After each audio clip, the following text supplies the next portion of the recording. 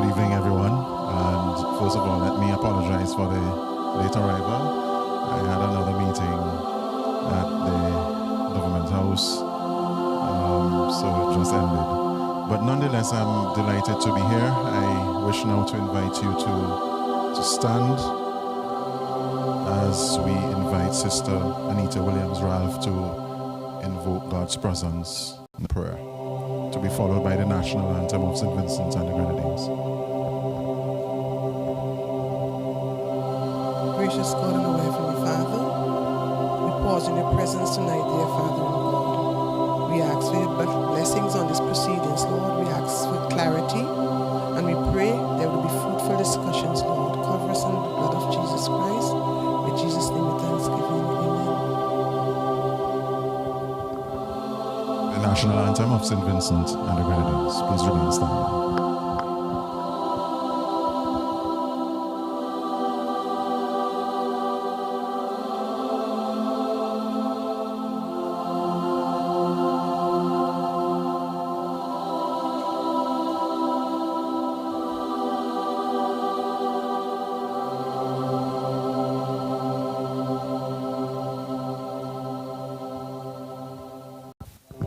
Perhaps we could sing the national anthem.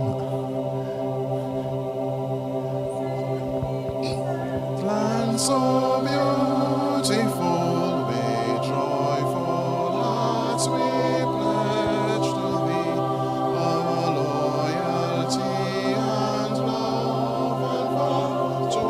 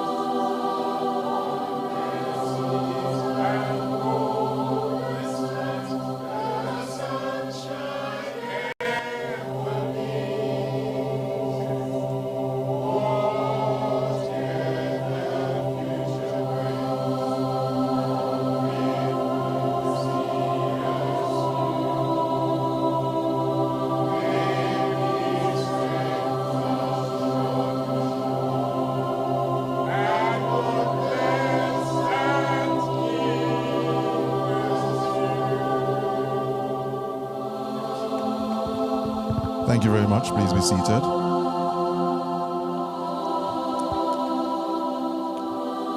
Oh, we may keep standing. We do have the song, The Right Hand of God. The words are not printed, but I'm sure we would be able to catch it. All right. So, the right hand of God, one of our honoree this evening's Brother Pat.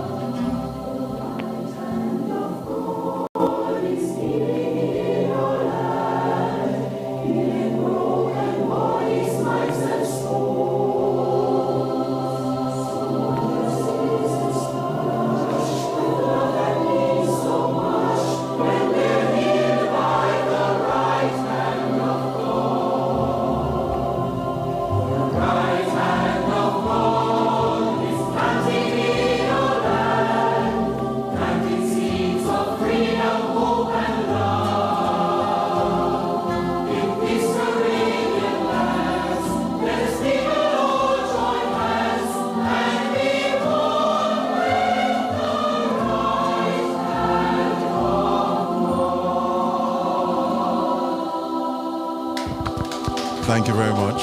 Please be seated. So let me formally welcome you to this evening's conversation and reflection on some of our cultural giants in various fields of endeavor.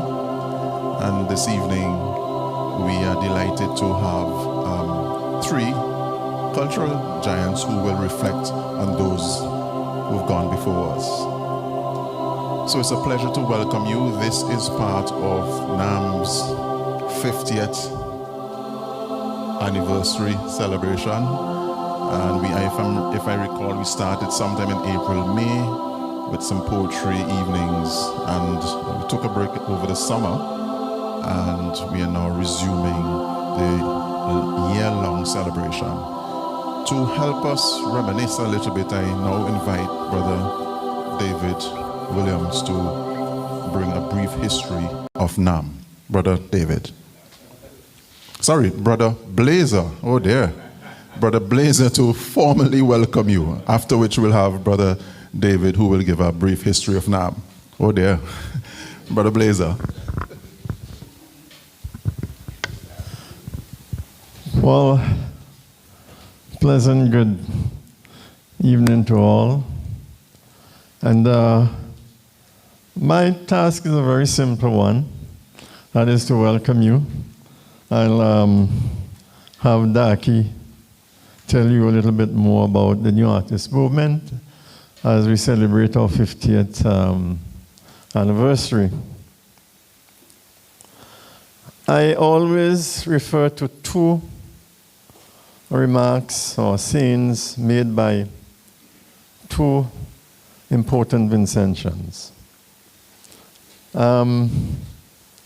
One was by Sir David Jack, the Governor General, former Governor General of St. Vincent and the Grenadines. He said that a man who think crooked can't walk straight.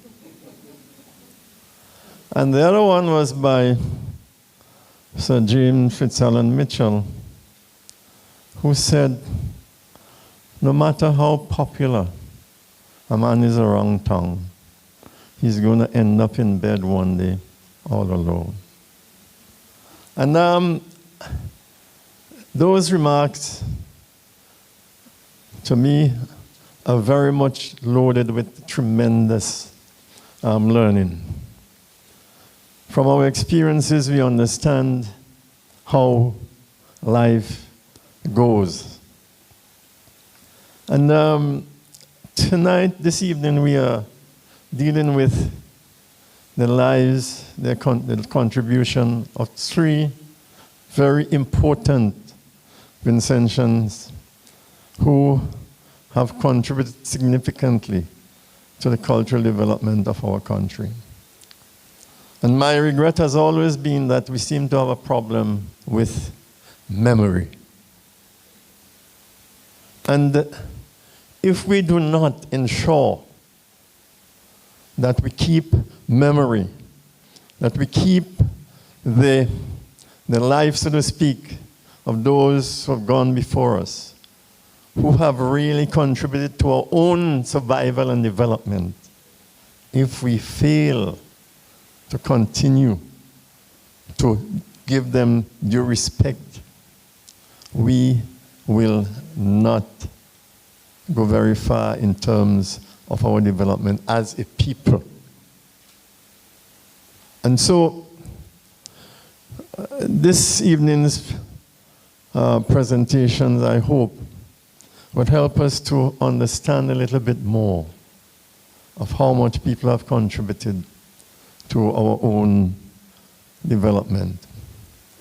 You see, when these cultural icons did their work, I believe they never had anything in their minds about being praised or being, memorized in different ways. Because as artists, if you're really genuine about your work, what you're concerned about is your work. You really get into that, and anything that happens it's just ancillary. So we have to ensure that in some way that memories remain and that those memories serve to inspire our people. So I again welcome you to this session, and I know this is being viewed all over the world. It's being live streamed, and I think it's on, is it on API? Yes. So the audience is much bigger than we have here this evening. So thank you, and welcome once more. Thank you very much, Brother Blazer, for those words of welcome. And now I invite Brother David to give us a brief history of NAM. Thank you, Mr. Chairman, Mr. Moderator, and good evening to the head table. Thank you on behalf of NAM for sharing this moment with us. It is something that we think we have to do, not only as artists, and not only so that we may 50 years from now have your children trying to pay homage to us, because a lot of us, a lot of people do things to get something in return. But the New Artist Movement has never been a group of that ilk. We thought that the arts was there to be developed in the country, and although we took a somewhat radical approach to creating art, that radical approach was very effective because it came out of the roots of the Vincentian realization, the Vincentian psyche. We didn't have to take from any other place to create what we presented. Everything, literally everything that was presented over these 50 years by the New Artist Movement was of a Vincentian theme.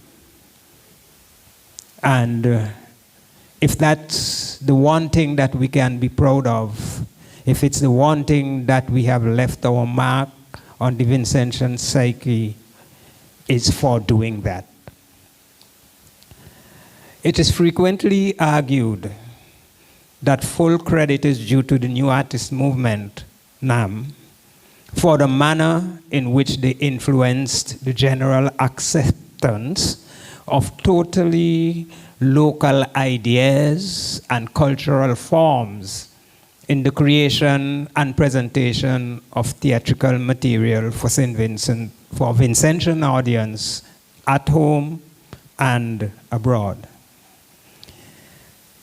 There are always those who think that the influence was spread a lot wider than just the theater theme, just the theater scene, but inspired calypsonians, reggae artists, band vocalists, and other entertainers to present greater volumes of local compositions in their repertoire, as opposed to cover versions of Trinidadian and Jamaican and American songs that dominated the airways throughout the mid-1960s and 1970s. Although we related to those songs from those other cultures, like I said, we stuck to local, and in so doing, we influence others into taking that trend. I I'm old enough to remember when the Vincentian Road March used to be a Trinidadian song. We helped to change that by encouraging people to look locally. The New Artist Movement, NAM, was formed in September 1973 and included within its ranks Blazer Williams as leader director, as well as a few seasoned actors, including Ron Ellis, Leroy Chico Ellis, Ingrid Williams Omar, and poets Malcolm James and Jeff James. Throughout its existence, NAM as a group and or through individuals such as Blazer and Darky Williams, the organization has constantly been at the core of the advancement of the theater arts in St. Vincent and the Grenadines, and indeed the OECS territories, and has been at the forefront of the formation of several regional cultural bodies, including Caribbean Eye and the ECPTO. And ECPTO stands for Eastern Caribbean Popular Theater Organization. That organization was formed right here in St. Vincent, down at Bamboo, hosted by the New Artist Movement. It was NAM's leadership that led to the Peace Memorial Hall being designated a space exclusively as a performance space for culture in the year 1975. And one of the persons who stood up and walked with us into that cabinet meeting was one of our honorees tonight, Mr. Pat Prescott. He was there.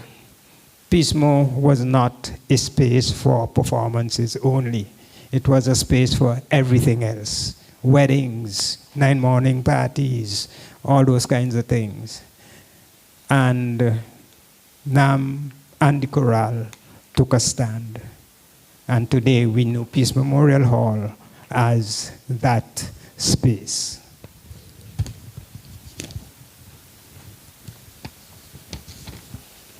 NAM consistently produced 2 full-length productions between 1974 and 1996, even as we were undertaking the training of other groups and organizations within communities across St. Vincent and the Grenadines, and producing NAM Speaks. NAM Speaks was a magazine of short stories and poetry and other kinds of writings that was produced by NAM over the period, at least the first 25 years of our existence. We produced that magazine, and we produced 2, sometimes 3 magazines per year. The first and perhaps only literary magazine in this country has known up to this point in time. Let me explain that. NAM Speaks happens to be the first literary magazine produced in St. Vincent. There were other magazines prior to NAM Speaks, but it was not exclusively poetry and other writings of the creative mind.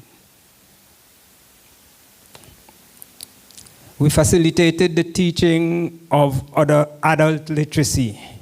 That is something that I do not think would be written in the history books. But the very first attempt to teach people who didn't do too well in school but have become adults. That first undertaking was by NAM at our headquarters in Sion Hill. After that, I think the Teachers Union became involved, and then New Horizons, and then the government of St. Vincent finally took it on as their responsibility. But the pioneering work was done by the New Artist Movement way back in the 1970s.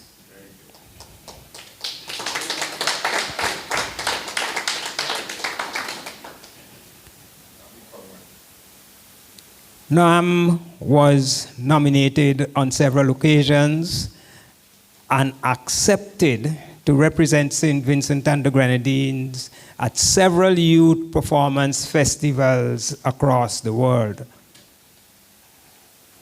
Trinidad, St. Lucia, Dominica, Canada, United Kingdom. We have been there and have represented this country with distinction. We even opted to turn down an invitation to represent St. Vincent at Carifesta.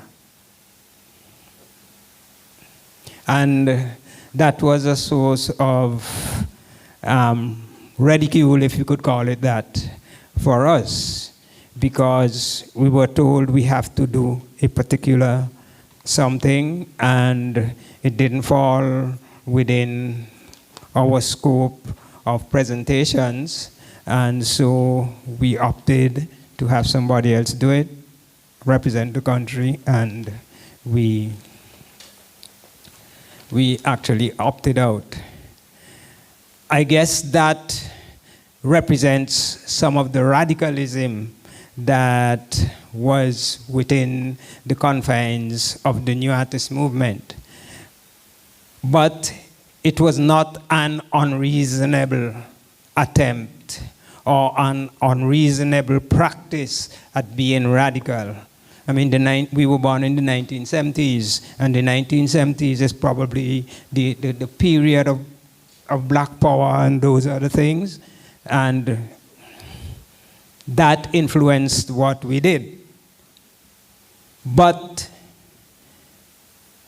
the radicalism did not influence the quality of art that the organization presented.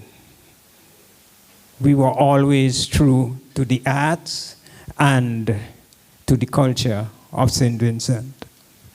There are many other things that could form part of this presentation, but it's 50 years we're talking about, and it's not going to end. So that is a brief of what the New Artist Movement did and stood for over the 50 years. And we are tonight honoring 3 of the persons who stood up alongside us. The Pismo episode was not the only connection we had with Mr. Prescott. He actually wrote music for one of our productions, and some of the music was never made public. Blazer may be able to talk to that in some article or something sometime in the future. But Mr. Prescott, as far as I know, once he was in St. Vincent, never missed a NAM production. Dr. Adams was like a mentor.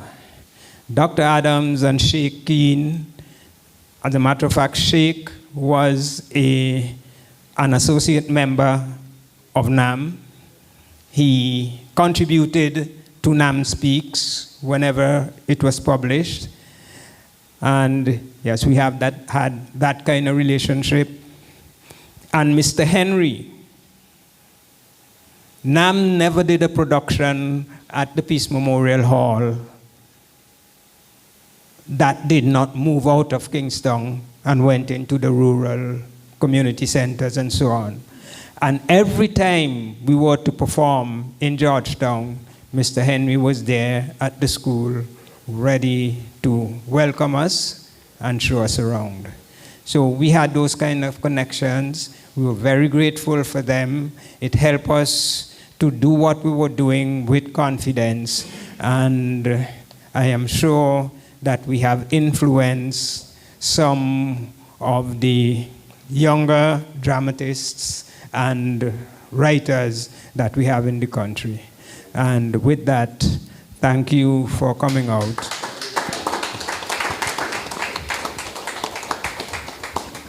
Thank you very much, Daki, for that very detailed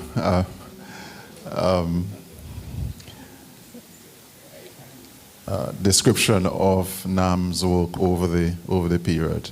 I'm sure that, as you noted, that we do have a lot more work all scattered across this country, across the region, in people's libraries and so on, and some of them yet to be written.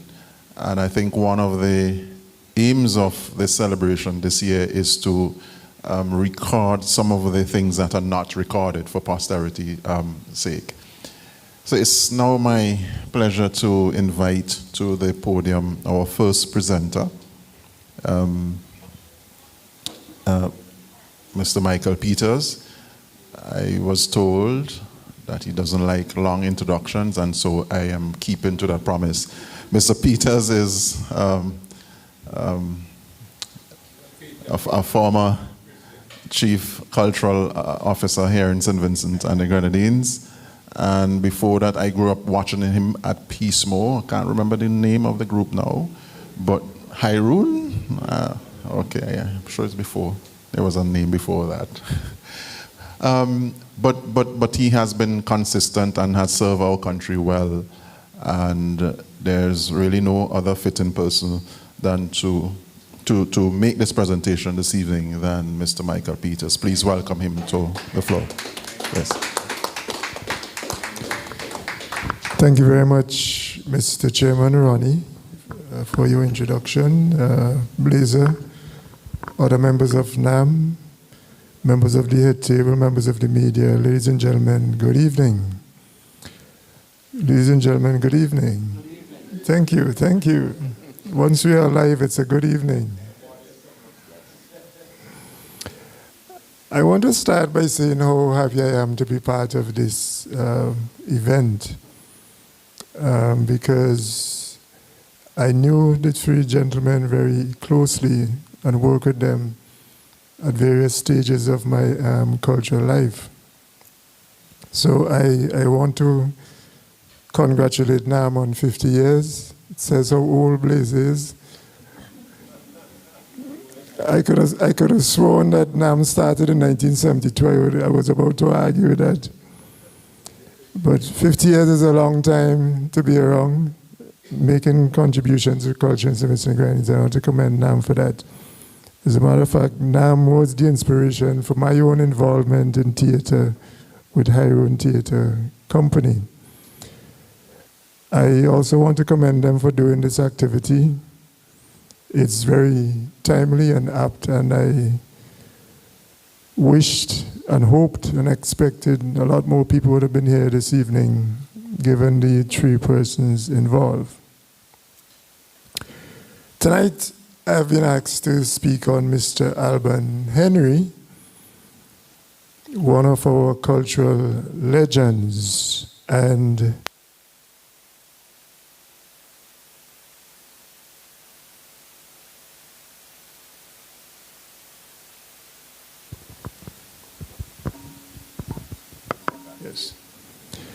Yes, tonight I've been asked to speak on Alban Henry and his involvement and connection to culture in St. Vincent and Grenadines and contribution is legendary. It would take quite a long time to do justice to him, but what I've sought to do is to encapsulate his work around the particular theme that we're more familiar with. Alban Henry. Alban Hamilton Henry was born on the 1st of June 1930 in Georgetown as the third of 3 children to Philip and Estella Henry. He later married Ruth Thorne on January 6, 1954, a union that produced 7 children. His early education was at the Georgetown Primary School, from which he went on to the St. Vincent Grammar School. His tertiary education included the St. Vincent Teachers College, where he graduated as a qualified assistant teacher, Eddystone College in Barbados, and the University of Toronto. Mr. Alban Henry can be rightfully called a cultural legend and a father of folk music in St. Vincent and the Grenadines. His creativity has had a tremendous impact on the writing and singing of folk songs through some of the most brilliant works in this genre from the 1970s to the 1990s. His work would have started in 1970 with his involvement in the school's music festival, an activity that has now sadly died in St. Vincent and the Grenadines. At that time, he decided that there was a need to promote our own music and replace the traditional folk songs of other country that were being used. When he found little or no local material, he created his own. That first original composition being Dolphus.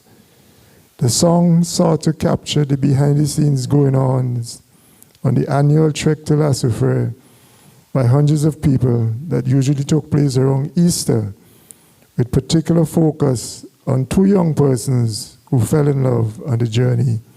Take a listen.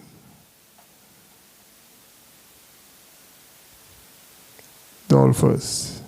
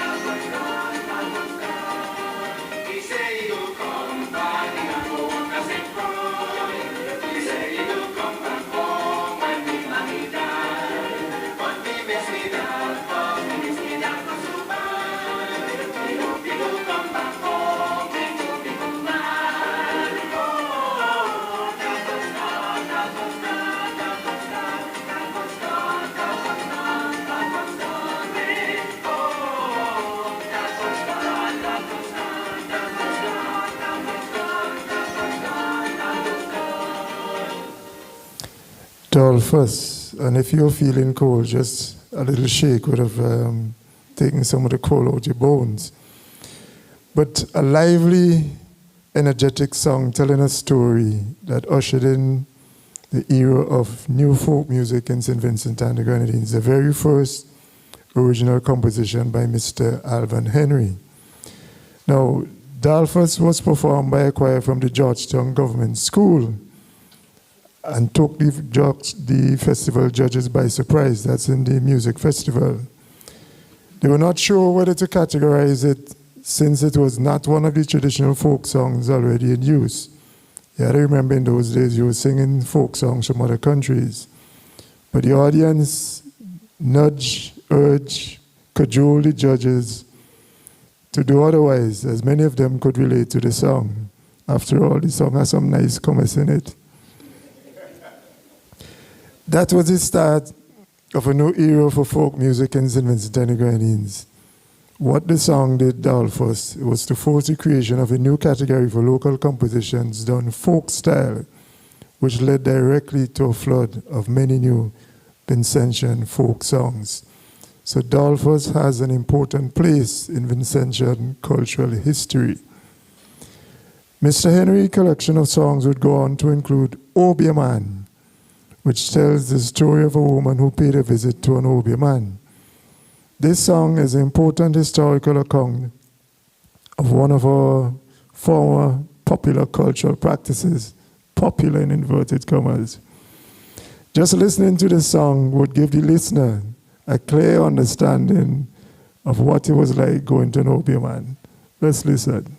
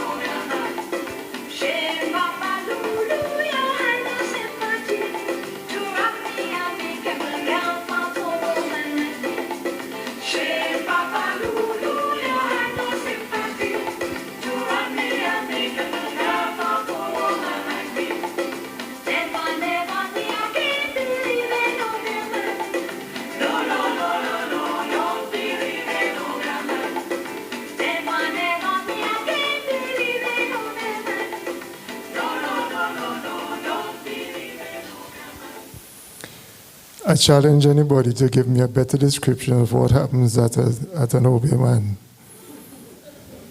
I'm not saying that anybody has ever visited, but I'm just saying after listening to this song, you have no doubt in your mind what happens when you visit an Obia man, one of our former cultural practices. That's the kind of compositions that was ushered in by Mr. Alvan Henry. There is also another popular song called Country Woman, which relates the experiences of people from the country long ago as a journey to Kingstown.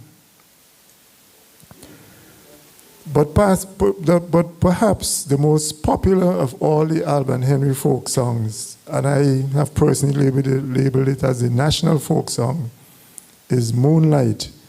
No other song captures the history and fun which people from the rural areas used to have as they played in the moonlight. It is truly a masterpiece of storytelling and a memoir of the good old days, which unfortunately have disappeared. You have to listen to this one, Moonlight.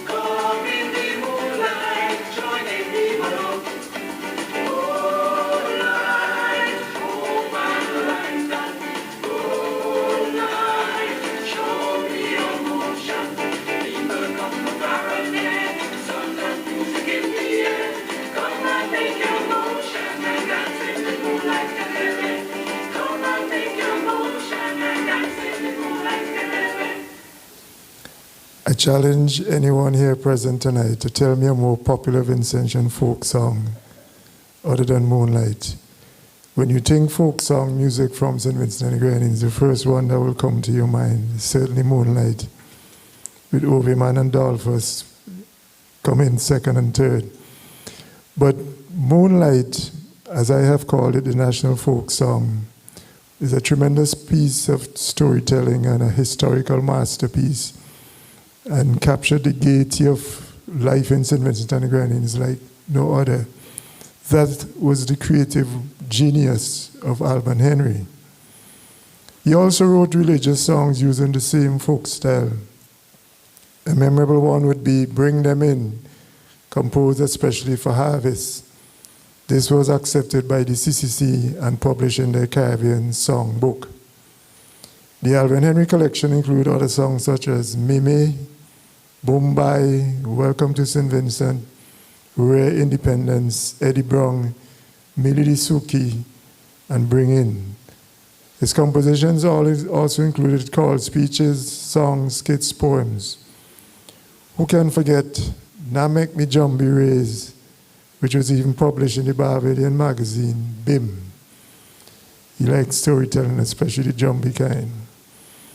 Apart from his involvement with the School Music Festival, Mr. Henry was the manager of the Georgetown Folk Creation, which was an avenue for bringing his many songs to the general public, especially at carnival time, when we used to have the National Agricultural Exhibition and other cultural activities. Mr. Alvan Henry was an important contributor to Vincentian culture. He died on 1st December 1994 and was buried in the Georgetown Anglican Churchyard. He left a veritable repository of stories past to inform present-day generations.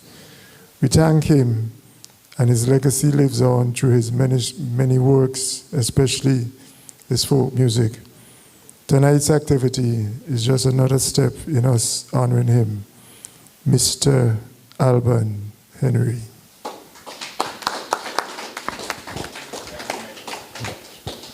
Okay, thank you, Brother Michael, for that presentation, interspersed by the pieces. And I'm sure you will have some questions, but we will take them after all the presenters have made their contributions. So thank you once again. We will move straight into our next presentation. And of course, our presenter, Mr. Ricky Adams, is an electrical engineer by training, with 30 years experience in the Caribbean in power systems maintenance, specification, sales, and installation. He also has additional training in finance, law, management, project management, and energy efficiency. He's experienced in international procurement, contracting, among other things. Ricky, he is known, has also been involved in the cultural and entertainment fields from his youth and has been closely associated with Vincy Mas. He's a former Juve and Monday band organizer, a mass producer, 3 times King of the Bands, and currently chairman of the Carnival Development Corporation. He says that much of his passion for the cultural art form comes from the influence of his father, Dr. Edgar Adams. And of course, I've been to a few national activities, and of course, you will be wondering who's on the floor delighting you, particularly at the Steel Expressions. He and his dear wife Michelle will be delighting the audiences with their dance moves and so on. Ricky is himself contributed significantly, and so it's a pleasure to invite him to make his presentation honoring Dr. Edgar Adams. Ricky. Thank you, Brother Ronnie. Let me begin by saying thank you to NAM for inviting me here this evening, and say good night to the members of the head table, members of the media, members of the audience here, and those following us on social media or wherever we are streaming. 50 years is always a great celebration. So I'd like us to all put our hands together in congratulating NAM for achieving such a milestone.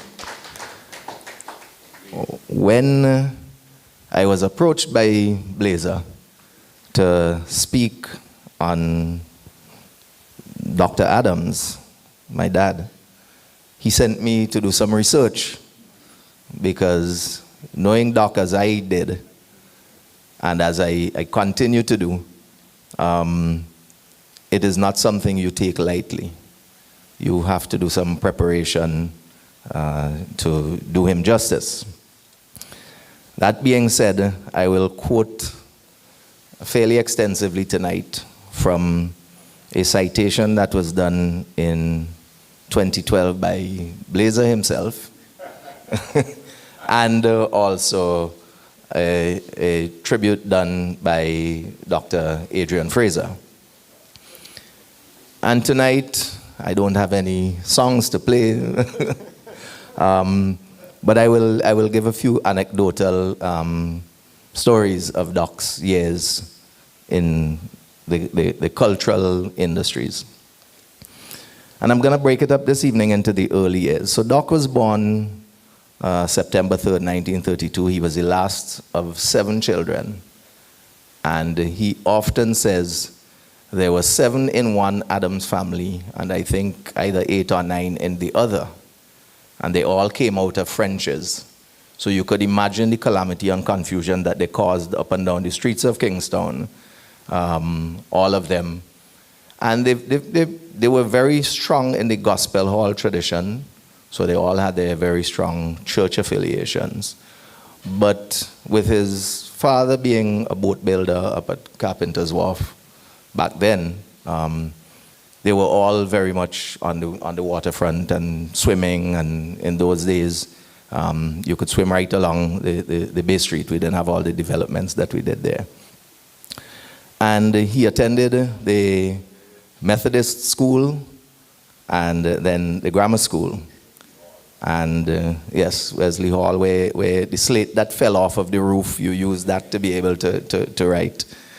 And while there, particularly at the grammar school, he was always involved in, well, the entire Adams family was always a sporting family, but he was also involved in a lot of drama and that sort of performing, and so at the grammar school.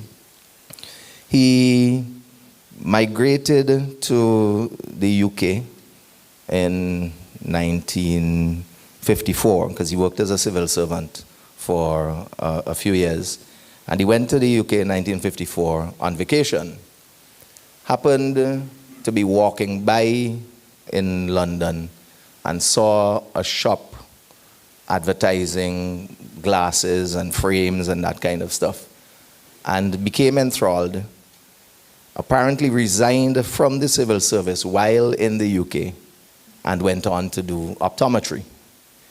And while he was in the UK doing optometry, being who Doc was, he joined the West Indian Students' Union Dance and Drama Society, and he performed at various venues in London, including the famed Royal Albert Hall. While there, he performed alongside people like the Jamaican Leon Forbes, and they thrilled thousands of people in the UK with the Caribbean rhythms and the Caribbean performances. He returned to St. Vincent in 1962. Incidentally, up there, when he went to dances and parties, he was always one of the stars. And I don't know if that is how he managed to meet my mom up there, and they got married in 1959 on Valentine's Day. Because you know Doc doesn't do anything normal and simple. So they got married, and he moved back here in 1962. And immediately again immersed himself into the cultural life of the country. He founded the Eddie Adams Dance Troupe, and people like John Horn, Ursel John Thomas, Donovan St. John, Trevor Edwards, Clifford Edwards, Donald Dux Llewellyn were all members of that dance troupe. A name that's not mentioned here, but I remember Doc was also very close to, was Tracy Connell. And he got involved in dance and drama and so in St. Vincent and the Grenadines. And not only that, he became involved in mass. So a lot of his stories also were of his exploits in mass. And one of the ones of which he's very proud is that he went to the Victoria Plaque and with one costume played 2 presentations, in that he had a large card, playing card, and it was an ace of spades. And so at one presentation, he went into the card and looked out, and he played ace in the hole. And then he came out and he held the card on the side and he played a hole in my ace. So that's a measure of the creativity of the gentleman. He also gave stories of the days when he was to play a butterfly, a monarch butterfly. And he already had his gudgeon pins. This butterfly was supposed to have its wings flapping and everything like that.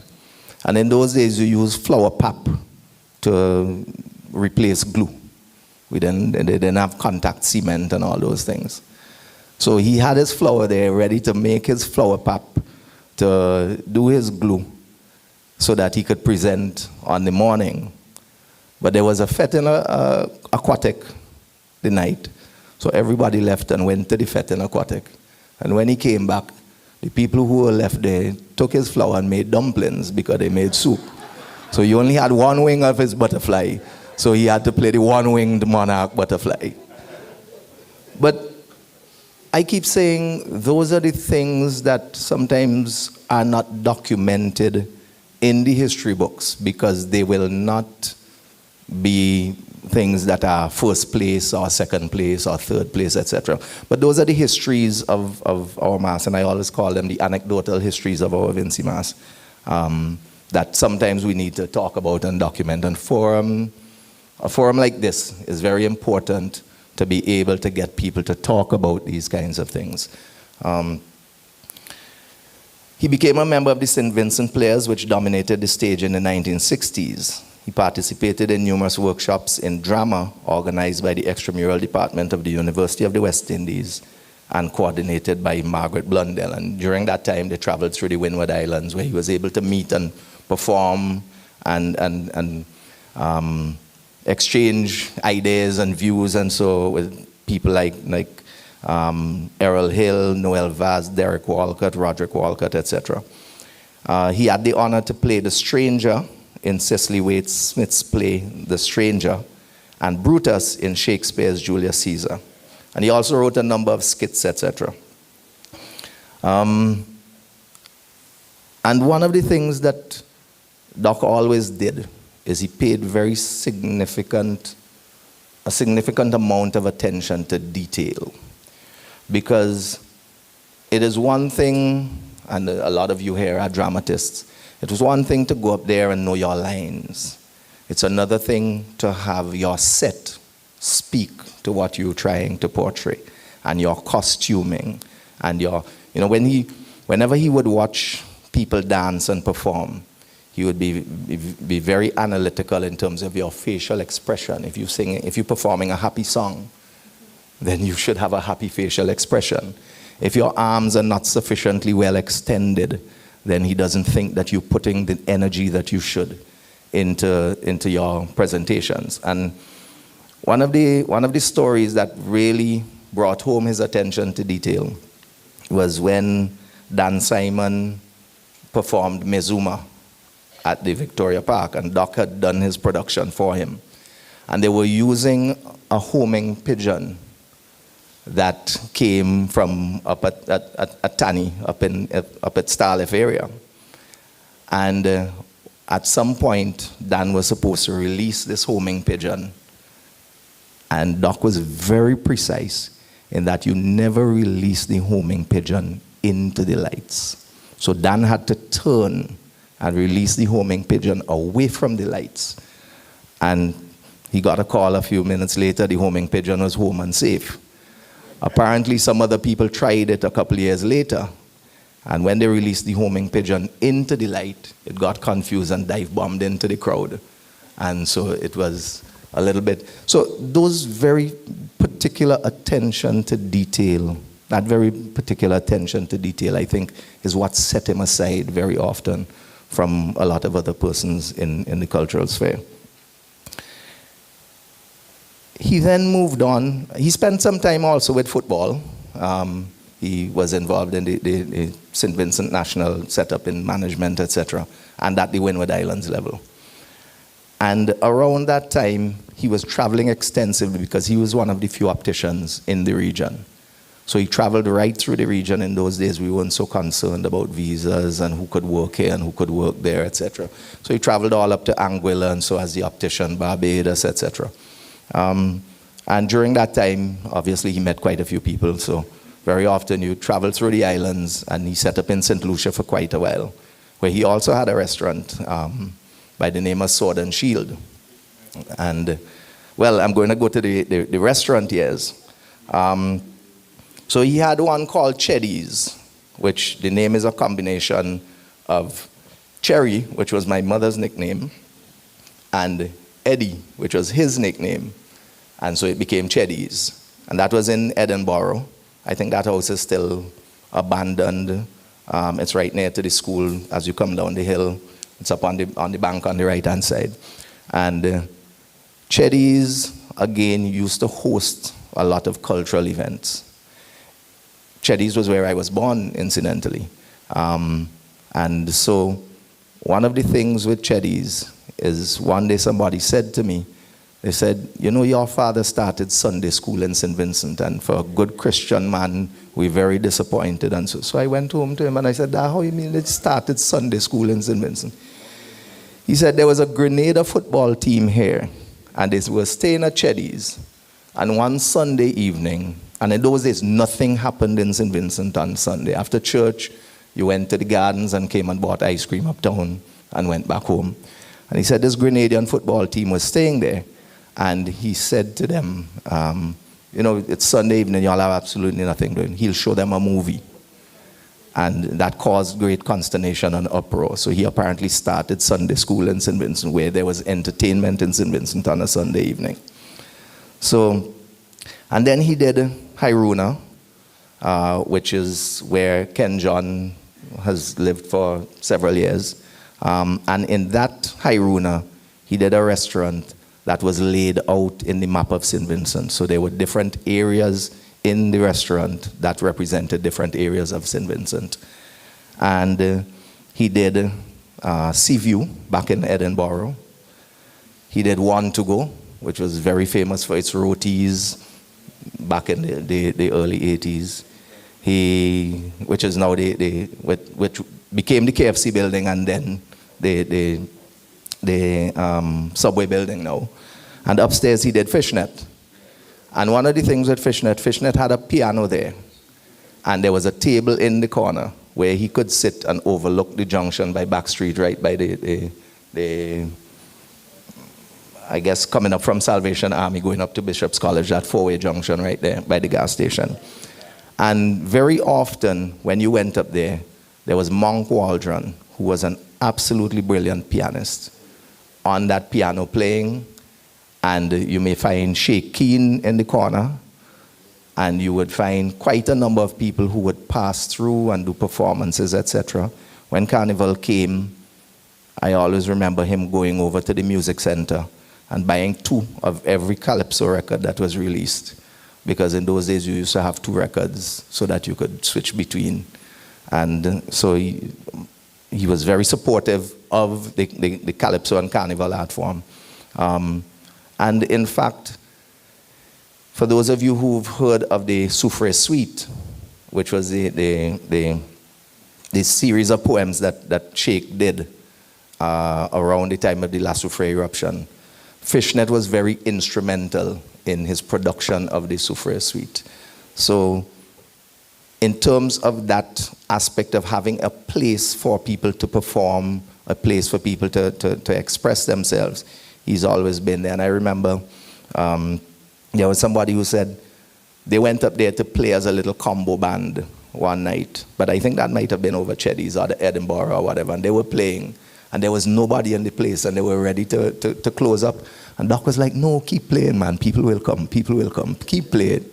But he was always that kind of person who always felt that if you said you were going to be a restaurant or an entertainment venue that was going to be open till 11 o'clock, even if rain was falling and there was nobody there, you should remain open till 11 o'clock. So then he moved on to what I call the writing years. And one of his disappointments, and I think it was mentioned a little earlier, is that we have not done enough to document our people's history, our people's culture, and so much of our Vincentian life. And so he went on to write 14 books. A lot of people don't know that. One of the most surprised people when they heard that he had written a book was his brother in Canada. He said, I've lived in Canada for 40 years. Doc has never written me a postcard. Now I understand he's writing books. And he wrote several books, not only on the history of St. Vincent and the Grenadines, and he started with linking the golden anchor with the silver chain, which is on the history of the shipping industry in St. Vincent and the Grenadines. But then he went on the cultural side, which was Coming Home for Christmas, which was a storybook that basically documented some of our Christmas traditions. He went on to Digging for Gold and other short stories, which dealt with like Nancy stories and what they call nonsense stories and that sort of stuff. He chronicled the history and some of his interpretation of the history of 9 mornings, the tradition of mock hangings in St. Vincent and the Grenadines. He did one called Sunset Tomorrow, because at one time he was part of the Association for the Aged in St. Vincent and the Grenadines. And he did Sunset Tomorrow, People on the Move, documenting the history of people coming to St. Vincent, our visitors. National Treasures, where he documents a lot of our national anthem, our pledge, some of our choices in terms of our national dish, our national drinks, etc., etc. Where was I? Historic Kingstown, where he again documented Kingstown and a lot of the historic buildings in Kingstown. St. Vincent in the history of the Carib nation. The St. Vincent Botanic Gardens, which is again a nice little book on the botanic gardens, the history of the botanic gardens, some of the flora that's there. He did something, and if anybody asked him to write on anything, he would write on it and spend nights and nights researching. So somebody mentioned to him that they wanted information on Caliacua. So he did something on Caliacua and the adjoining areas, an historic travelogue. Carib Country Sugar Estates. And I think one of the last ones he did would have been the African culture and traditions and their impact on St. Vincent and the Grenadines. So he went on and he wrote, as I said, 14 books. He represented St. Vincent at Carifesta in 2008 as head of the literary delegation to Carifesta. He represented us on a literary delegation to Cuba in 2012. He received he was honored in 2012, and that's where I got a lot of this from Blazer's work.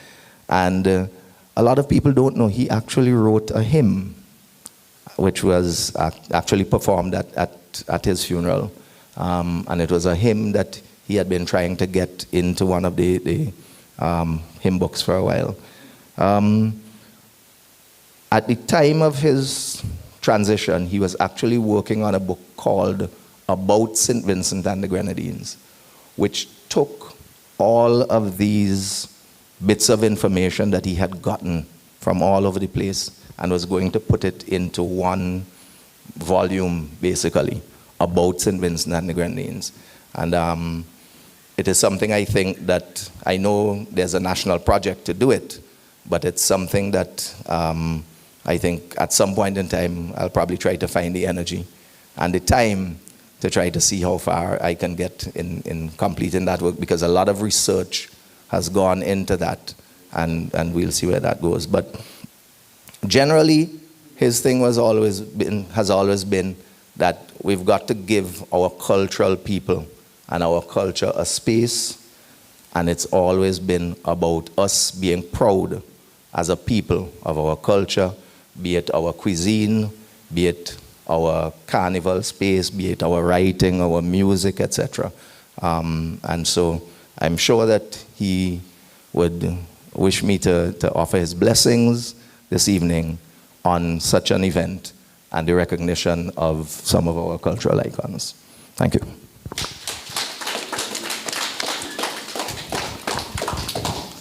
Thank you very much, Brother Ricky, for that very comprehensive reflection on the work of Dr. Edgar Adams.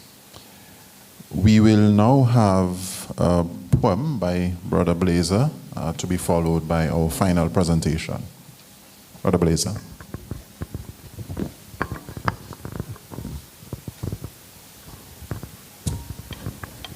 Thank you.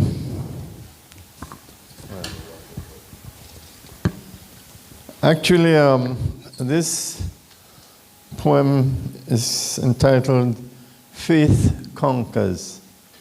And it's one of the poems, and this poem is actually dedicated to Patrick Prescott. And this selection of poems I can flag in is dedicated to the memory of Pat. I did this, actually I wrote it at the time of his death, and I read it for the first time at his funeral. It is Faith Conquers. I have stood in the presence of a king, whose crown was his glittering humility, whose sword was his pen, writing in vibrations for the soul's redemption, in sermons of song, whose guide was the right hand of God. Many bathe under the cascading notes of his musical waterfalls.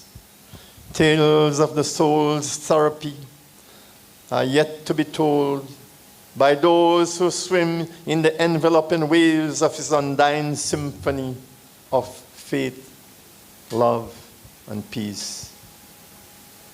In his bed, I did not see stretched elbows and limb palms. Transient images are burnt to ashes in the fire of the fingers' dexterity. I see them rising and falling, caressing ebony and ivory, transforming the air's reach beyond the humdrum rhythms of life's repetitious checklists of tired melodies. A great man, without the pomp and puncture of fleeting, afflicting power, spoke to me in simple words, in the nation's tongue. Life is the same old khaki pants. We are born, we live, grow old, and die. A destiny foretold. We rise and fall each day. Crescendo, decrescendo, we are the cadence of our life's song. A great man has conquered the silencing hand of death. Inspiring voices now ring out in harmony, curling his legacy in the echo of the wind's journey. I hear his song of faith rise above the frailty of Adam's physical being. I'm thankful I can still say, praise be to God. That's it.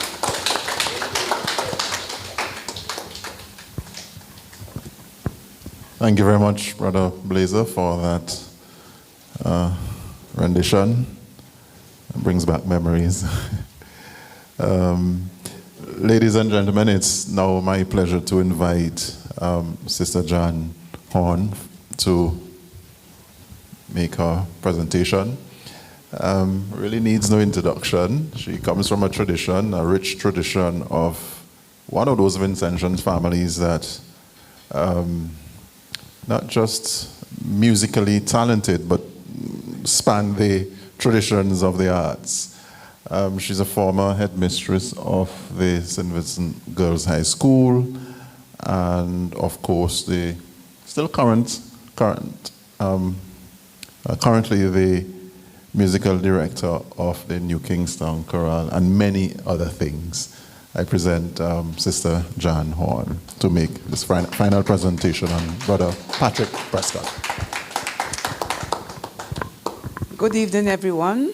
I'd like to thank NAM, first of all, for inviting us, chorale members, and me here to speak about our founder. As you know, Pat has served this country well with his musical ability, his music, which he himself wrote out by hand. Every note. In those days, there was no music program online where you can go and put. All of the pieces that he taught us were written out meticulously in his hand. Unfortunately, over the years, we may have lost some of that music, but we are still able to sing. And we sing when we remember that it was Pat who wrote most of our music.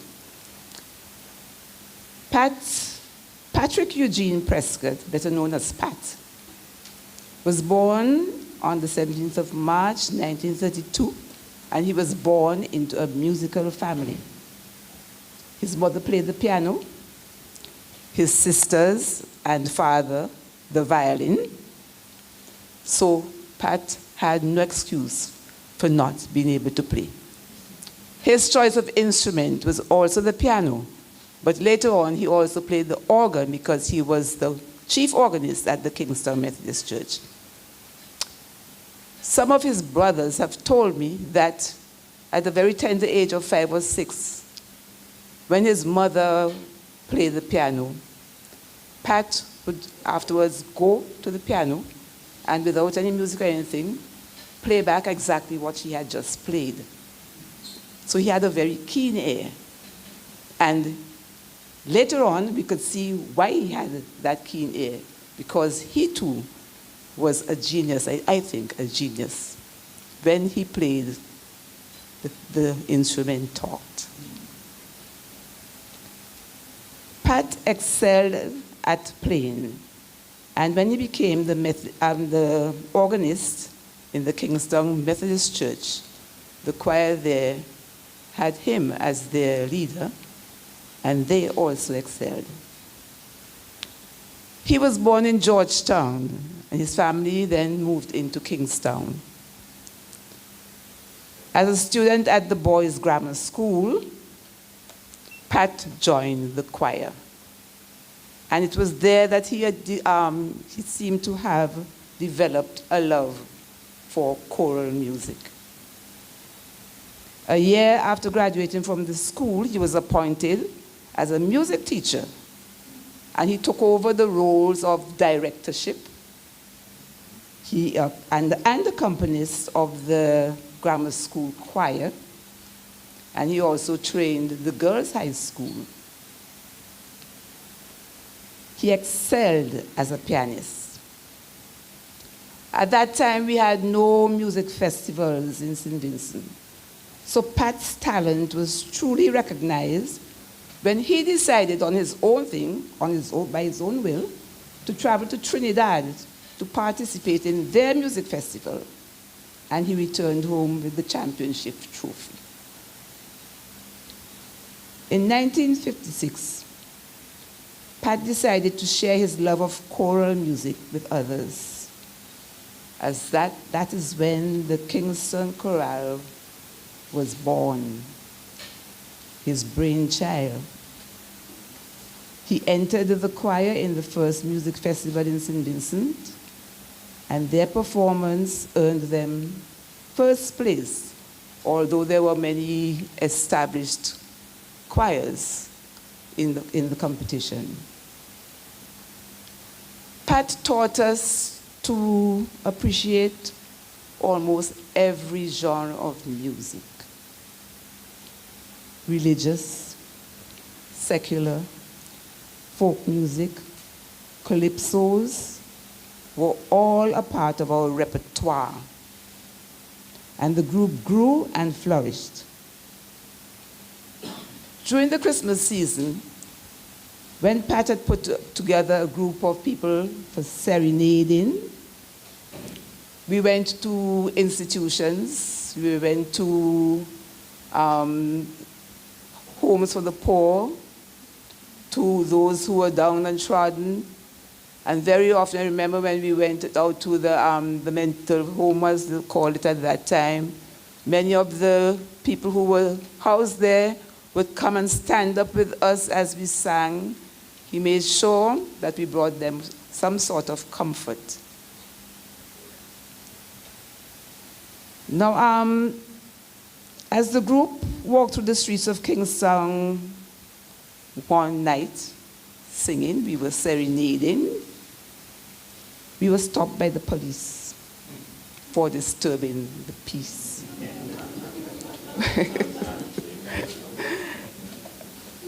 But that did not really stop us from singing.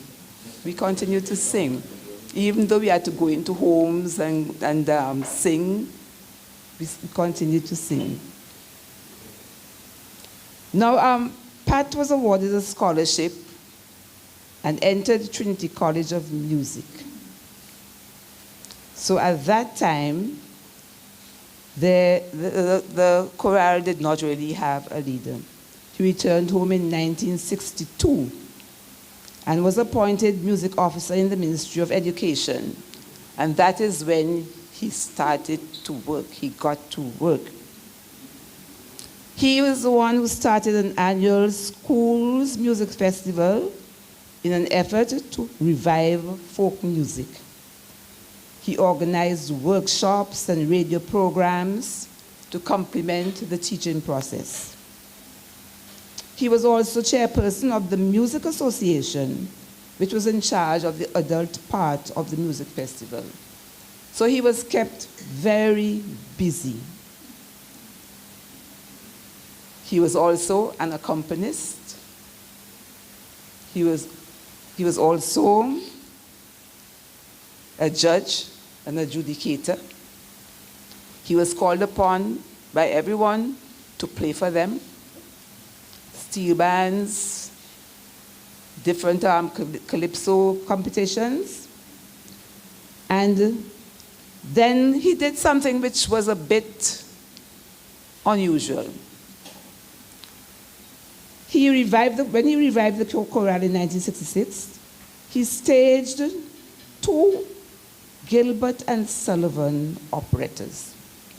This was strange. This had nothing to do with St. Vincent. He staged these operettas, the Mikado and the Gondoliers. But this Vincentians enjoyed it, especially the expatriates who were here and who knew about operas and so on, and it came off quite well. He was the one who thought about it, but he also had Tim Daisy. I don't know how many of you will remember Tim Daisy. He was the producer, and the choir remembers when they made a mistake, Tim would say, "Cut, cut, cut," in true operatic style, I suppose. Anyway, these were well received at that time. Now, when he came back to St. Vincent after attending university, Pat decided that he was going to focus on bringing back the folk songs into the schools and into the community. So when the choir was asked to represent St. Vincent at the first Carifesta in Guyana in 1965, he composed and arranged a folk operetta called Sarah and Dalphus, using Alban Henry's. Now, this was always well received. Over the years, as the chorale went to other countries, we used this Sarah and Dalphus because the Vincentians in the diaspora, they loved it. You would hear them calling out from where they're sitting, trying to tell Sarah what he should do, and Dalphus what he should do, and that sort of thing.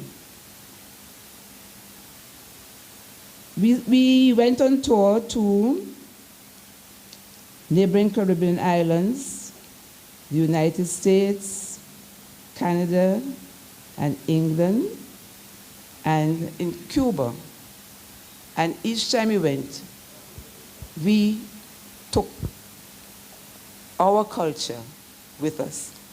We took the folk songs and the calypsos and whatnot.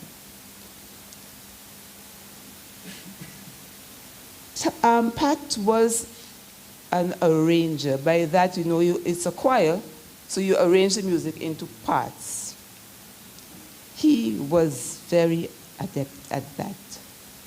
He could take two completely different tunes and put them together and make one song. Things like, I'm telling you, and peace, love, and harmony. He would join them together and make a song, that sort of thing. He was very innovative in that way. He also arranged a medley of songs, of patriotic songs, using music from Sheikh Keane, Weston Lewis, I don't know this name, a Hall, somebody Hall, I don't know if anybody knows of a Hall. No? No. But he and put them together very nicely. Whenever Pat did an arrangement, his music followed the words of the song. If there was a lilt, Pat's music would follow that. And the chorale, I must say, have learned from him how to perform. He was very strong on tonal quality. He was very strong on dynamics, good breathing. That he taught us to do. That he taught us to do. If we are singing here and somebody made a mistake, Pat was able to point out from here who it was. Who it was. Yes, it's that keen ear. He was able to do that. He depended a lot on the folk songs of Alban Henry, Obadiah by Chester Rogers. Anybody knows that song? Yeah. Well, I have the chorale here. Maybe I can get them to sing some of the songs now. Yes. He also put together a hilarious tea meeting. I don't know if anybody remembers Thunder. Anybody remembers Thunder? Albert Lawrence. Yes, and Beryl Richards. Yes. When we went to I think it was St. Lucia, and when we went to the States, this tea meeting was put on. Albert Lawrence and Beryl were the main participants.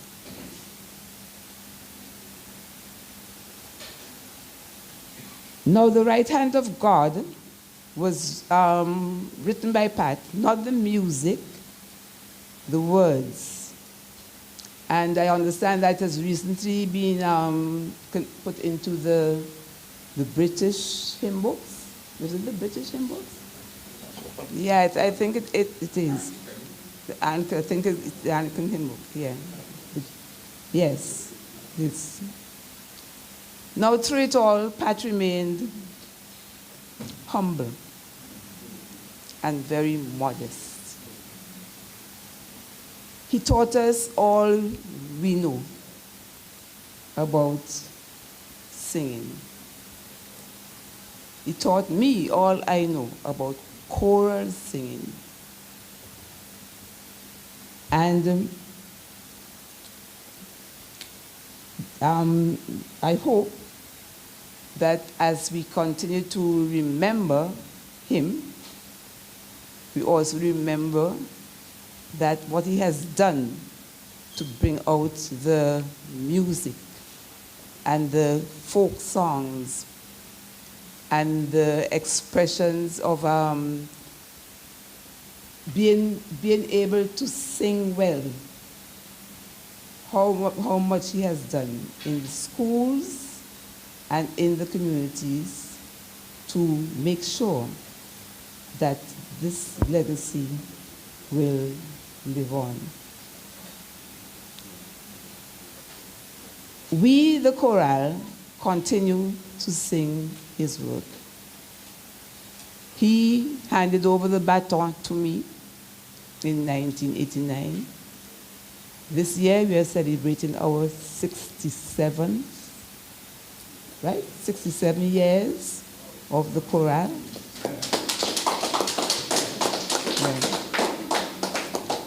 It has been a long haul. We still sing. We are now trying to regroup. We are now trying to get people who will we're now trying to get people who will join us. People who love to sing. You only have to love to sing. We remember, as a choral group, we have to learn parts. So it is a journey. As a choral group, we have to listen to each other and not let our voices be higher. We know it must be. And Pat taught us all of that. So I have a very short tribute, but it comes from the heart. It comes from the heart. Pat has been my mentor for years. He has been my mentor. And he is the one who makes me love this choral, this choir so much. Hopefully, some of you here may be able to join the choir. Why not?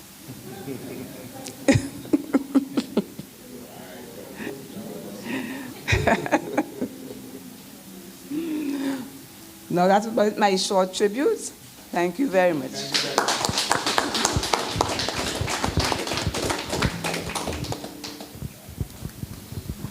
Thank you very much, Sister John, for that very important reflection on the life and times of Brother Pat Prescott. And I'm sure you learned a lot. Before we hear from you, any questions or comments that you may have for the panelists, I'll now invite Brother Ron to lead us in a medley of songs, and then we'll take your questions. Brother Ron.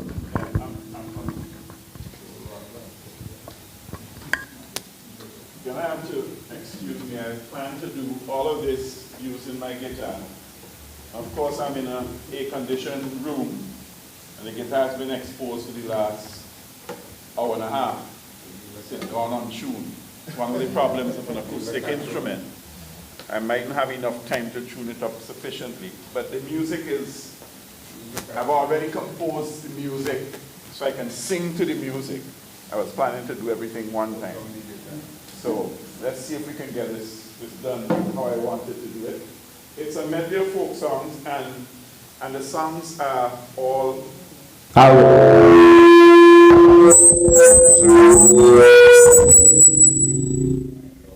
This is a very sensitive microphone, so I forgot I had to turn that down. Okay, as I was saying, the songs are all written by Alban Henry, and I've just kind of tried to put them together so that you have an appreciation of the variation of music that Alban did. Of course, the chorale has also done a lot of these songs together, but not in this particular order. So let's just try and see if we can get that done.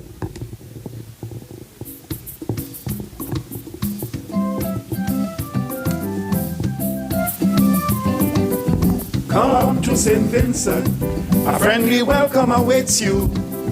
Renowned for the sun and sea and the best hospitality. Come to St. Vincent, a friendly welcome awaits you. Renowned for the sun and sea and the best hospitality. So come, come, come, come one and all. Come in the moonlight, come and have a ball. Beat the drum, let the fruitman blow. Strike up the music, join in the bolo. Oh, oh, Dolphus gone, Dolphus gone, Dolphus gone, Dolphus gone, Dolphus gone, Dolphus gone, way.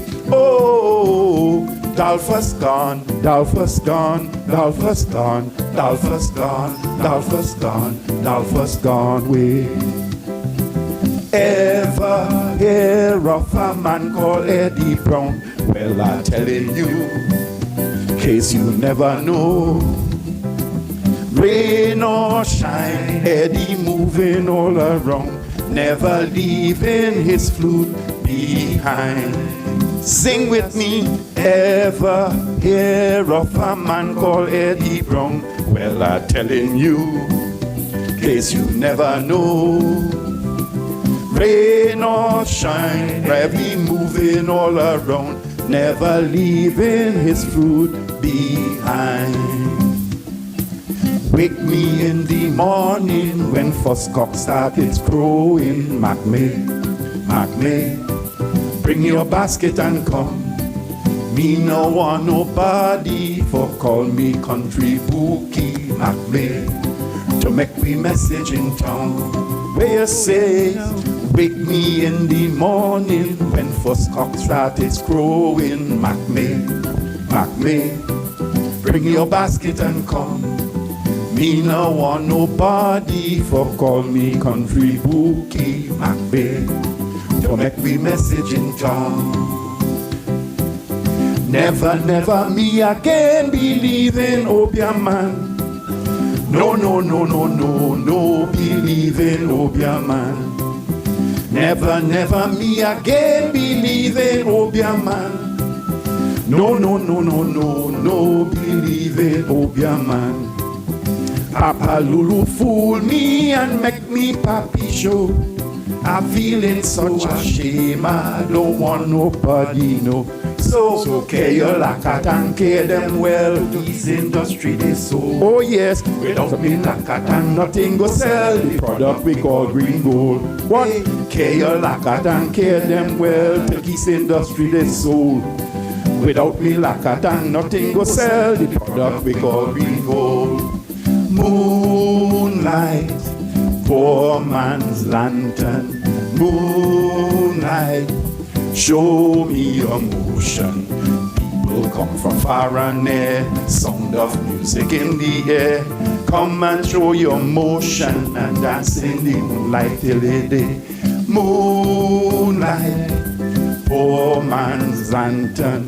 Moonlight, show me your motion. People come from far and near, sound of music in the air. Come and bring your motion and dance in the moonlight till the day. Oh, Dolphus gone, Dolphus gone, Dolphus gone, Dolphus gone, Dolphus gone, Dolphus gone, way. Oh, Dolphus gone, Dolphus gone, Dolphus gone, Dolphus gone, Dolphus gone, Dolphus gone, way.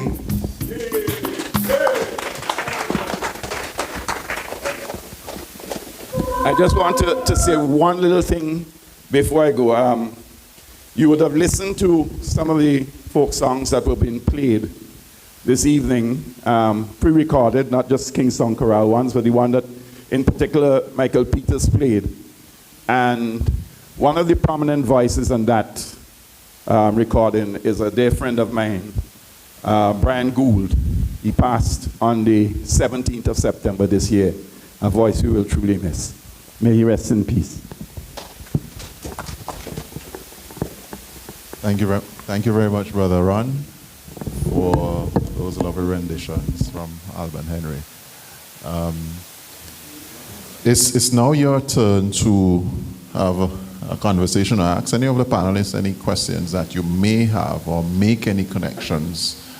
One of the things I will be interested in is to make the connection with, what is the commonality among these three giants. And I would like to hear from you as well. But you do have your questions. I invite you now to ask any comments and try and make them short. You could just use a mic for the recording purposes and the live stream. My name is Sinclair Charles. I just want to ask the persons who are, well, I guess it's Blazer. He has done tremendous work, along with my schoolmate there, former gentleman at the custom. What is the way forward for NAM? I'm not. Have they stopped going around and doing their acts as they tell us something about it? You're celebrating 50 years, tremendous achievement. What's the way forward? In that context, preferably. Okay, thank you. I don't know, perhaps Blazer, Darky, the panel. Thank you for the question, Brother Charles. Well, basically, we have been doing a number of events so far for the 50th anniversary. We have done workshops. We have held poetry sessions about the works of a number of our poets, well-known poets. Okay, we plan to do a discussion, basically, on the arts in St.Vincent and the Grenadines. And we had planned to do a production this year, play, well, it's the last play I wrote that in 2019, 2020. That's the only play which has not been produced on stage. But we started to do some work. We did have a few sessions where we tried to get people to read parts. And we are now looking for some very young people to do some parts, which definitely require that kind of person. We have to understand this about life, that 50 years means that the people we came up with, we started way back when, teenagers up, and we have grown, we have had families, we have had a lot of things going through, a lot of things in life, and therefore what we understand is that there's growth. People move on, and people develop, and we have to understand that life goes on. We cannot continue forever. And we have to understand that we, as we are doing now, trying to ensure that people get the kind of incentive to move on. But I don't want to really be involved in terms of forward NAM. We really want to look at these people, and I think we tend to get distracted, and we don't want to be distracted. Let us focus on what we're dealing with here this evening. The contribution of these three people to national development. Let us focus on that. Thank you. Thank you. Quickly, Brother Charles. I thank you. Remember, he said that I could ask my thing in that context. So I divert from there. I want to refer now to the Kingston Chorale Mom. What are you all doing to attract new members?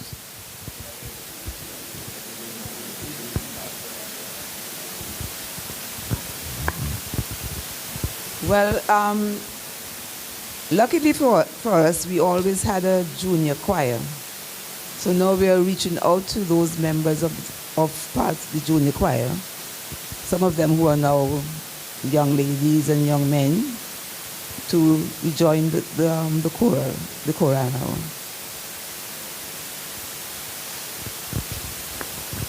Okay, thank you. Let's keep it, as Brother Blazer say, on the three national treasures. And I know you have questions for the organization's representative, but let's zero in on Brother Alban Henry, Brother Pat Prescott, and Dr. Edgar Adams, and their specific contribution. So, Brother Providence, thank you. I think it's unfortunate that we have to be shortened. This should have been a full house this evening. I only learned of this meeting, of this thing, a few hours ago. Something went wrong, because the material that has come out here tonight should have been spoken to, I would say, I almost said thousands, to hundreds of people in this hall here, had it been properly advertised. Now, so many thoughts have come across my mind because of the presentation. Number one, before I forget, why isn't the Kingston Chorale featured in some celebration for October? We're celebrating how many years of independence, and they're celebrating 67 years. They have represented us honorably all over the world. Huh? But now we seem to have an inclination for vulgarity. We should check on that. Let us have some programs where had I the money, I had hired you to do 4 concerts for the independence. Yeah, that is what I had planned to do. 4 concerts at different parts of the country. Now that's number one. Number two, I have not, the only person who have not interacted with is Mr. Henry. But I've heard his music, never knowing that he wrote them. But the sturdy spirit. Number two, Dr. Edgar Adams and I were fairly close towards the end of his life. As a matter of fact, it's documented that we shared our first taste of our St. Vincent chocolate. It's photographically documented. We shared it. So, but I'll say that I was trying to. When I heard his son explain his meticulous approach with respect to lines, etc., I understand where he was coming from when he told me the lines I wrote were pottery. So I'm honored by that. God, now, and you talk for Sheikh Keen, I must reflect.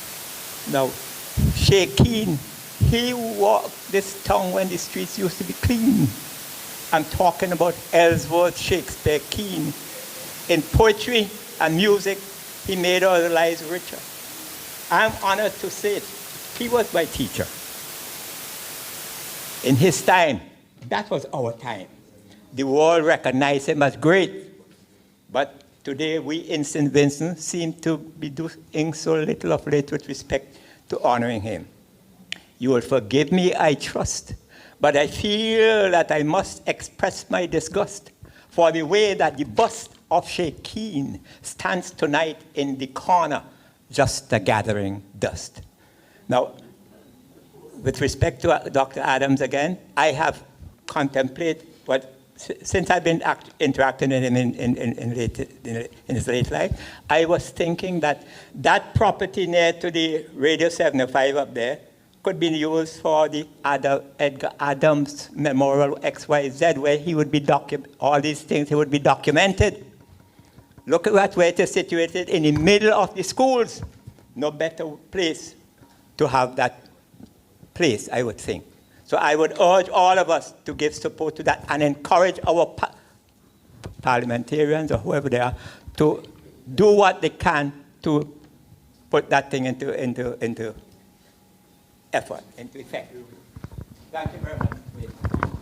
Thank you. I don't know any particular response, or we take. No. Okay. So we'll take Ras Fergus and then Brother Kwame, and then we'll ask the panel to make any particular response.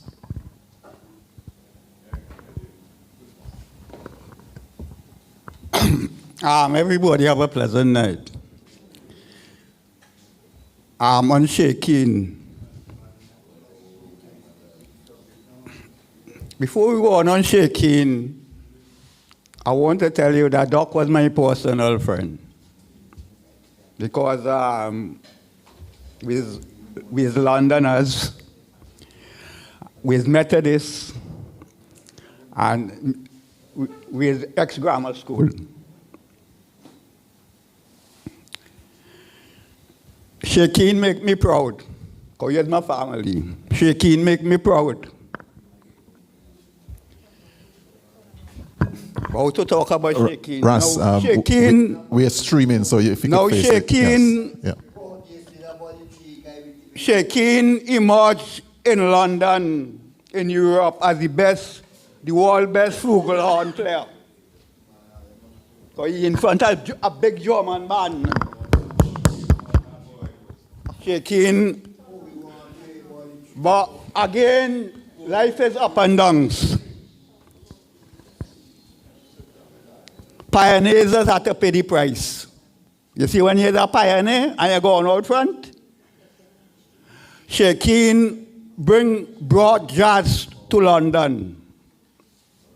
Brother Fergus, you could just turn around so the the video cameras could get One you. of the pioneers with Shakin who brought jazz to London died in poverty, penniless. We had to run around London and beg for money to bury Joe Harriet. It was Joe Harriet band, all of them bring jazz to London. Jazz in London today is a millionaire business. I want to thank your father for popularizing local history. Well, we're going to look at the history of that briefly. The first person to write, the first black Vincentian to write a historical account was a slave narrative by Ashton Warner. We're starting from the 1830s. Because we have get Jackie Jacket and Jimmy Jim boots. And tonight is for that. So the first guy was Ashton Warner. And it's the same thing you're saying. I think it's a Canadian professor, right? Take Ashton Warner book and publish it. And I ain't see it in St. Vincent. We don't mind with business. So that was the first in the 1830s. And he make we well blessed because St. Vincent Slave Society produced literature. Ashton Warner slave narrative. It was, he tell a story in London and a missionary, I think, Streetland or whoever, get it into publication. After that, we gone into the 20th century. Anderson. You forget these people because these people is precursors to Doc. Anderson gave us the St. Vincent Handbook. That crowd was dealing with self-government. Duncan gave me a brief history of St. Vincent.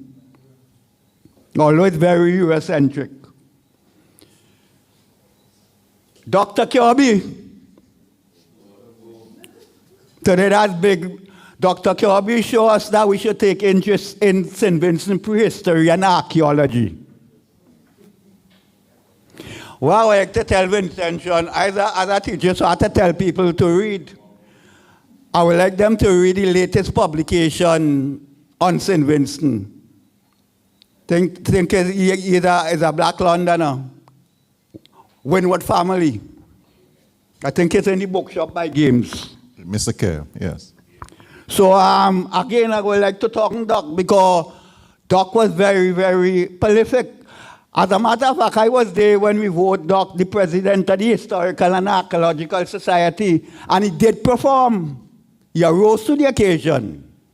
Everybody have a pleasant night. Thank you, Brother Fergus. Brother Kwame, and then we will ask the panel to respond. Yeah, good night, good night. I must say the three individuals I dealt with tonight, It was very, very inspiring. Since I go in school, I'm not so much familiar with Alban, but I'm familiar with him as the person, but the music, I'm very familiar. And one thing about I'm very familiar. And one thing I learned about Mr. Prescott. One time they had some jazz people come here, and me and Jeff Ben and his son went there. Well, I asked some question. And the evening when I passed back by Ian say, you know, Uncle P really was impressed with the question I asked. You know all the music. So I tell him Shingo City. You know, but the point I want to make, St. Vincent have a problem when we don't try to left institution for great people, to inspire the generation that come in. And I will beg the choir to try to do something, to left an institution, to put back, to pay some attention to the school choirs, because this thing you call, let us call it abstract food. And if you notice, it has certain society like the American, the British, and those other, even Cuba, any country that's strong, they feed the people with abstract food. When it's in the term of song, poetry, drama, and that kind of thing, to inculcate in the people a sense of identity and commitment and love for the country and one another. And I think in order to honor these three positive individuals, I think the Kingston Choir should move to set an institution and play a leading role to bring back the choir that I grew up in. And one regret, I regret when they select me to bring the choir. I ease out the choir because in these days, you know, the term used to say anti-pim-pim. Too much. So these kind of people I was thinking was in the choir.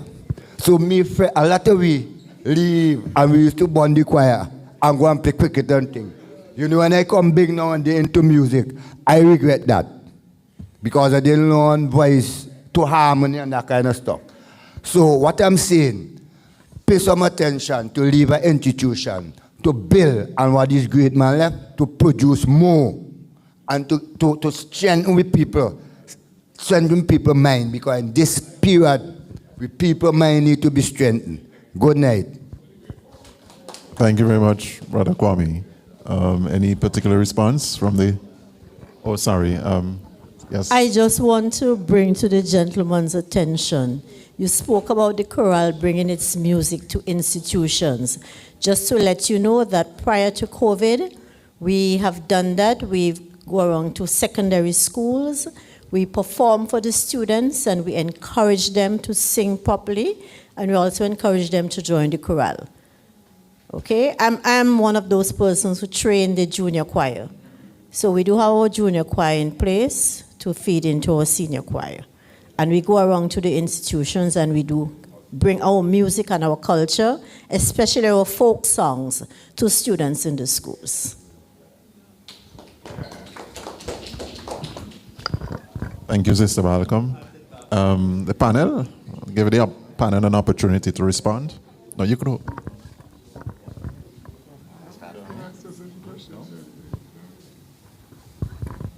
One thing we would like to have is a good concert hall, an auditorium.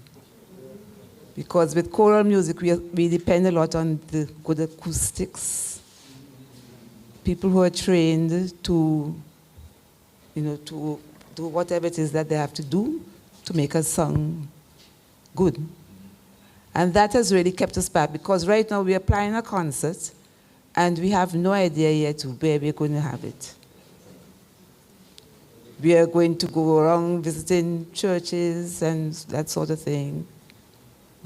And that has been a real, it hasn't been good for our kind of music over the years.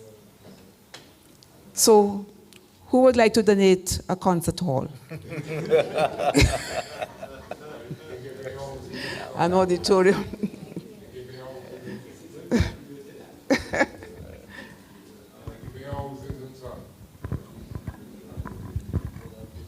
Ronnie, you mentioned earlier what were the synergies that you could find between the three persons about whom we spoke tonight. And I think one of the things that came across very clearly, and I must say I learned a lot about Alban Henry tonight. I know a lot of the music, but I never knew who actually wrote a lot of that. So it's become very much a learning experience for me. But I think one of the things that came out clearly is that each of these gentlemen believe that we have something good in St. Vincent, and we do not need to be dependent on somebody from outside to give us our culture to practice. And I think that is something that we as a people have to continue to believe, that we have very strong culture in St. Vincent and the Grenadines. We have tremendous talent in St. Vincent and the Grenadines, and we can produce music, anything in the arts. We can produce culinary masterpieces that can compete with anybody anywhere in the world. We just have to believe in ourselves and promote and push ourselves. I think that came across very clearly. And the other thing is that there is so much of our cultural history that we've not exposed, because I'm pretty sure most people in here didn't know about Alban Henry's contribution to our choral music. And so a program like this, where you can get more people speaking about more people who have contributed to our culture, is very important, and to have it documented also, so that it's not just something that happens and then disappears. It's something that can then become a program that can continue to run on the APIs and all of the other platforms. I think that is also very important. So again, kudos to NAM, celebrating your 50th, for doing something like this and recognizing some of our cultural icons. Okay, thank you, Brother Ricky. We will take a few more questions from the audience. I don't know if we're taking questions from persons online. Are we? No? Okay. So questions, comments, make them short. Well, let me throw out one. And again, I suppose this is part of our history, our shared history, Sister John. When I first went to Jamaica in the mid-90s, every year I almost attended the University Singers concert season, you know, and immediately I made the connection. And then I learned of Noel Dexter's association with Pat. But then the music was almost the same. So the question is it the era, or is it the type of genre? I don't know, because when you listen to UWI singers, whether it's Cavite singers, UWI Mona, you and Kingston Chorale, you hear the same people. Yeah. So talk a little bit about that, because I was excited about that connection. I made that connection in the 90s with these three institutions, well, UWI Singers and Kingston Chorale. Well, I think over the years, music has changed a bit. And there's one sort of genre for the younger people, and then the older ones, or the more people who know the music, they're inclined to stay in that sort of thing.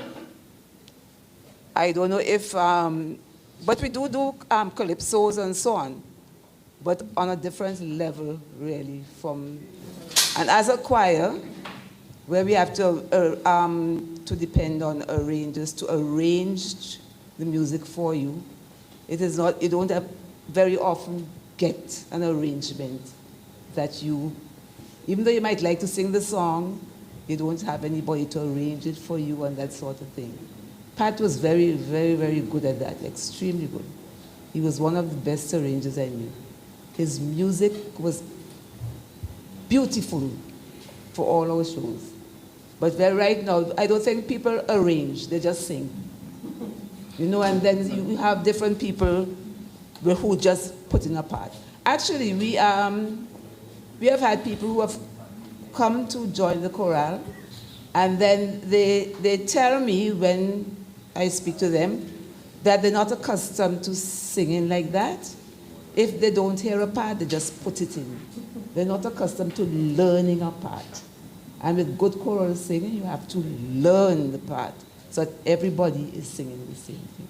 Soprano, alto, tenor. And Pat was very good at that. He sometimes did 8-part harmony. First soprano, second soprano. First alto, second alto. First tenor, second tenor. First bass, second bass. And that enriched the harmony. Okay, thank you. Thank you for that. Yeah. Any other questions from the audience? Oh, just hold a sec. Let me take Brother Brian, and then I'll take you, Brother Kwame. We'll use this one. Just wait for the microphone.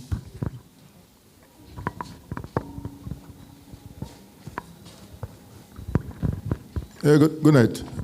I just want to commend very highly the three panelists for excellent presentation here tonight. Very detailed and very focused on what you presented. It's very, very, very, very important. But Ricky, my question is to you. And I came in from when my wife is asking online, right? And I saw her asking the question, so I got to ask it for her. That unfinished book you spoke about from Doc. What about that? How will you get that organized? Do you have any ideas of how you get it finished, or that's the question? As I said, he had done quite a bit of work on the manuscript. And so, if I remember correctly, and Yasmin can help me in the back, it was about 7 chapters or so that had been finished. I don't know that I have the patience to do the research that he has done to be able to get whatever is missing from the book completed. So it may have to be some kind of partnership with someone. But what we're trying to do is recover as much of what has been done already and get that together, so that whenever we partner with any person or institution to do that, that we give them as much as possible of his work, so that he becomes a significant contributor. Because it would be an absolute shame for all of that research to go down the drain. But as I said, it's just a matter of my finding the patience to be able to go through all of that, because those of you who have written know how many nights you sit at the dining room table pouring through documents, sometimes 20 pages to be able to get one paragraph, to be able to put in a book that ends up being 200 or 300 pages long. So yes, it's something I hope that we can do, but it's something that will take a little bit of time. Okay, important.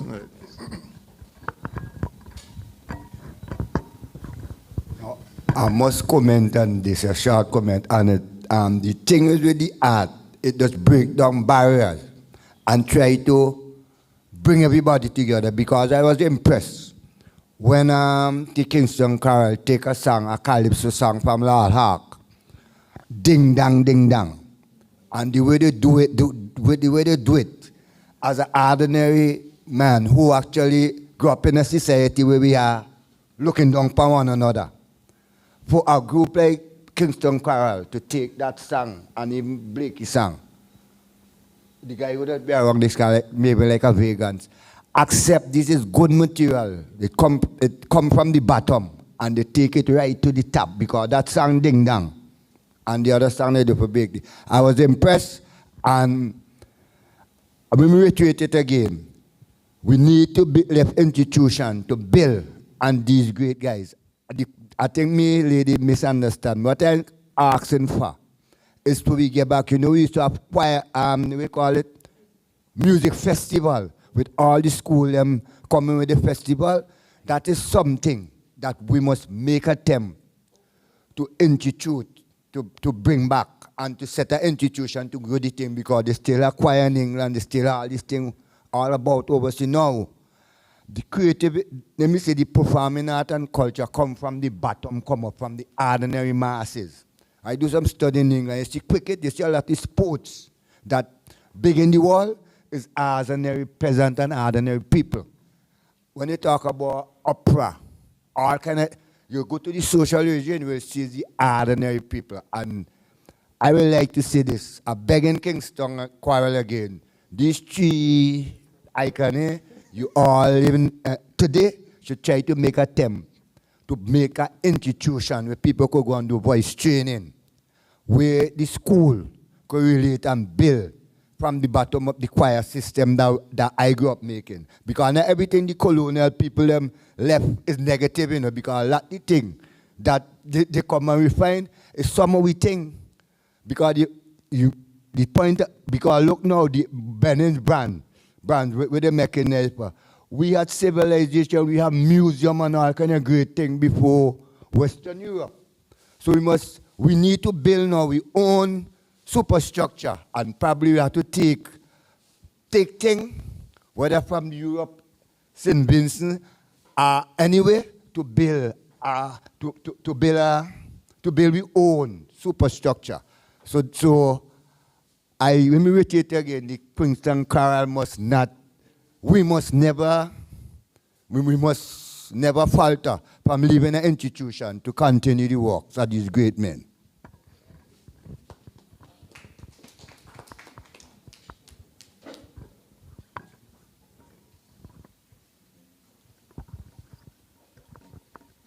Okay, thank you very much, Kwame. I think we can, if there are no other burning questions, I want to give the panelists 1 minute each just to wrap up, and then we invite, we have some presentations. I'll invite Ms. Brother Cecil. Okay, so may I invite perhaps Brother Michael in that order? Just a 1 minute. Oh, sorry. David, you have a question? Oh, sorry. Sorry. I was thinking someone else would have raised this tonight, but because I'm closely associated, I didn't want to be the one to raise it, but I have to. Mrs. Horn, in ending, spoke about or inquired if there's anyone who can give us a performance space, a hall. The three gentlemen who we are honoring tonight, Alban Henry, Dr. Adams, Mr. Prescott as an individual, and along with the Kingston Chorale and the New Kingston Chorale, Starleaf, the New Artist Movement, and any other entity involved in culture that is over 50 years old, have been echoing this cry all the years. Every one of us are grandparents and great-grandparents now, and we still echoing the cry. So what are we doing all of this laboring in this field for, if the people who can help are not helping? And I raise this because I am closely connected with the Peace Memorial Hall. And Mrs. Horn's question, it's there in front of us. Somebody needs to stand up somewhere in the world it's not for a lack of effort. We are showing that we have what it takes to stand up in the Royal Albert Hall. So why can't somebody give us a quarter of the Royal Albert Hall to make us feel comfortable? That's my comment.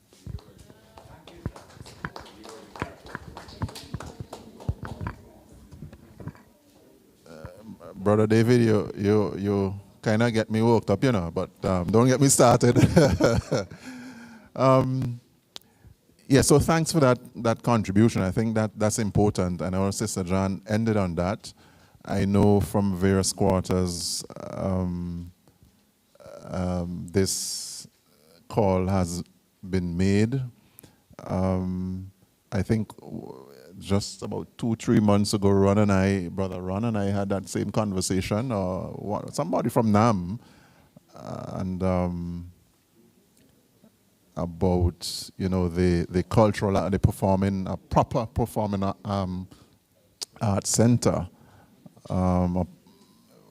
But I don't know what the issue is, and somebody has said it's cost. But that's another story. But I think it's an important question in a gathering like this. So what next in terms of the performing and the arts in general at a time when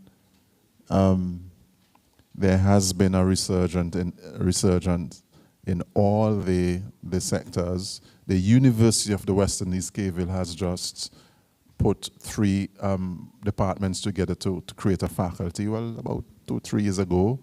And they are begging for students, they are begging for people to come and do training in logistics, in practitioners. Of course, there's cost.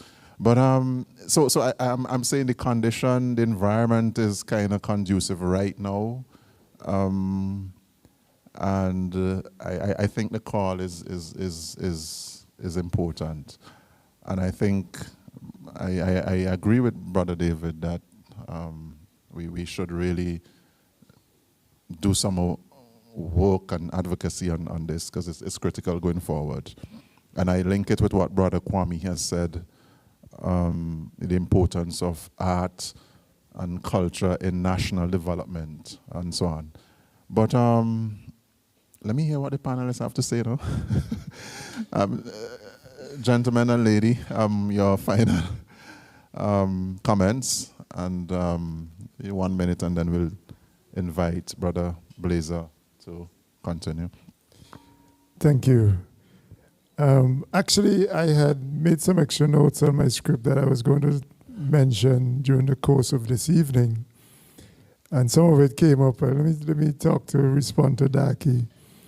Daki, I came into government, tourism and culture in 1984-89. The NDP government, as part of its manifesto in 1984, placed the Cultural and Performing Arts Center where the Solidarity Car Park is. The ULP government, when it came in 2001, placed it behind the public library. You and I have been on meetings where we see designs and all sorts of stuff over the years, but culture finds itself at the bottom of the list, economic list, when it comes to priorities. So that has been the problem.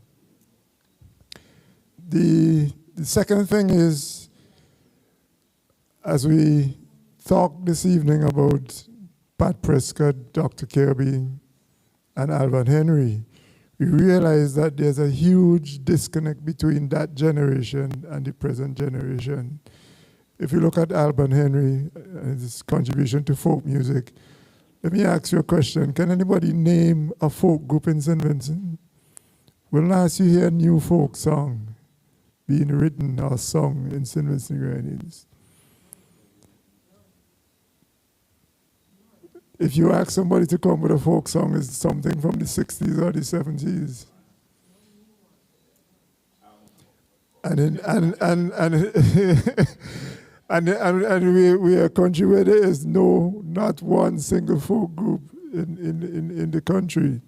So that huge disconnect between that generation and this generation is a result of the modern transformation, where this generation is not as keenly interested in things culturally as our generations.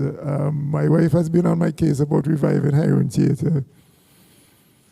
Because I said to her, I'm sure that blazers like myself, we would like to do things, but you can't find the people with the discipline and dedication to come and do a production. We, Hiron Theatre, put on productions in the old rusty rundown hall. When the ULP government fixed it up, I cried. I said, I wish we had something like that. And we were charging $5 and $7 and $10. Now they're charging $50. But to do productions, this generation is just not as culturally aware and active as we were. But sessions like these show you the need for greater awareness and activity. Because when you consider the Kingston Chorale is 67 years and you ask what has been the legacy in terms of the next group coming behind the Kingston Chorale, you can't see anybody. NAM is 50 years. Do we have any active theatre groups in St. Vincent putting on productions right now? And that... Sorry, sir, but you know the problem might be in our economy, you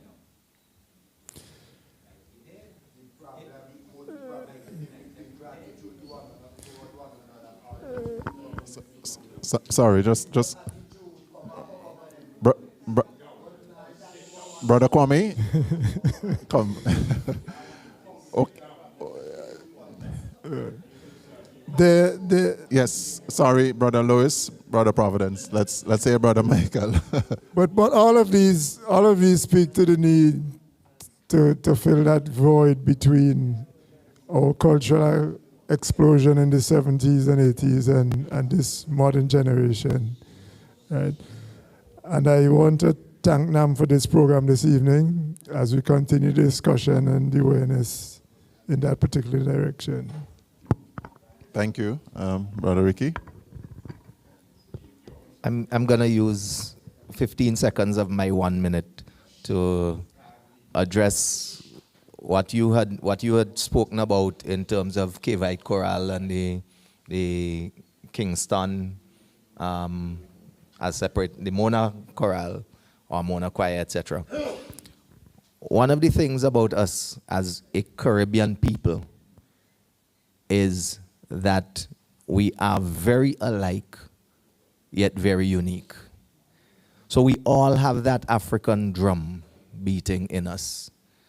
We all have the influences of the Spanish and of the British and of the French. What varies is that level of contribution relative to one another. And so fundamentally, we share a kind of cultural rhythm. Fundamentally, we share a kind of eating pattern and our culinary choices. So it is not surprising that you would hear in Jamaica, which is a congregation of Caribbean people, at the Kingston or at the Mona campus, versus in Cave Hill, which is also a Caribbean congregation, versus in Trinidad, another Caribbean congregation, that there will be similarities because we are dragging from the same Caribbean pool. So I think, and that is powerful. That is powerful because we can sell a Caribbean culture, but then what happens, we in our uniqueness, we in St. Vincent who have a particular demographic makeup and then have the Garifuna on top of that, bringing a slightly different variation, can then become unique in that common Caribbean space. So I think that kind of deals with that aspect of it. In terms of the performing arts, I have a very strong and positive outlook for a regeneration of the performing arts, because very often performing arts on all sides are also driven by the consumer base. And as we develop a tourism product in St. Vincent and the Grenadines, there is going to be more need for it. As we have more hotels coming on stream and more visitors, hotels need to put on something for their guests on a regular basis. And they don't want to put on what the guests get in North America or Europe. So therefore, it bodes well for us. But we have to grasp the opportunity. So we have to start getting again the regeneration of the cultural groups, the choirs, I mean, we've lost the art of things like limbo and those kinds of things. There are very few people doing that. But I'm very positive that with the changing audience and hopefully a growing audience, that it will call for more cultural practitioners to be able to come into the space. So I would just close on that hopeful note and say again, thanks to NAM, hopefully we'll see a NAM youth group, or we'll see the regeneration of Hyrule, and we'll have some other local groups coming to the fore to be able to fill that cultural space.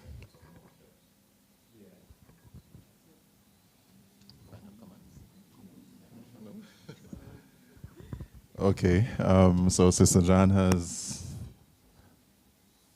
said she's used her 1 minute already. Okay, so thank you very much on behalf of the organizers and the audience. I really want to thank you for the contributions. We have them recorded, but I like to see black and white as well, not just video.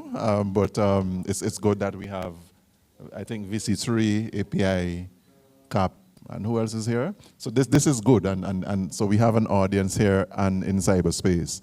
But I think somebody mentioned that you know, the importance of documentation. I am not too sure. I know the ministry has done some good work over the last decade or so in documenting a lot of the work. They are scattered. We have Vincentians in the region and outside of the region who are doing fantastic work. Up to yesterday, I was in a different space, and Dr. Paul Prescott was presenting on the whole Vincentian vernacular and the possibility that exists for translating the New Testament or parts of the Bible into Vincentian vernacular. Of course, with the help of Wycliffe Foundation, Caribbean International, etc. But the point is that we have research, people doing good work on aspects of our history, but there is no central, and perhaps this is where the university comes in, I should say, but there's no central agency or institution to bring those theses and works and books and so on. So I think there's room for a lot of work, and good things are happening, but sometimes we don't know. And I really hope that we could commit to rescuing some of that work and bringing them in a space that is available or accessible by Vincentians. So thank you to the panelists, Brother Ricky Adams, Sister Jan Horn, and Brother Michael Peters for your contribution in honoring our three national treasures, Dr. Edgar Adams, Brother Patrick Prescott, and Brother Alban Henry. Thank you very much on behalf of NAM.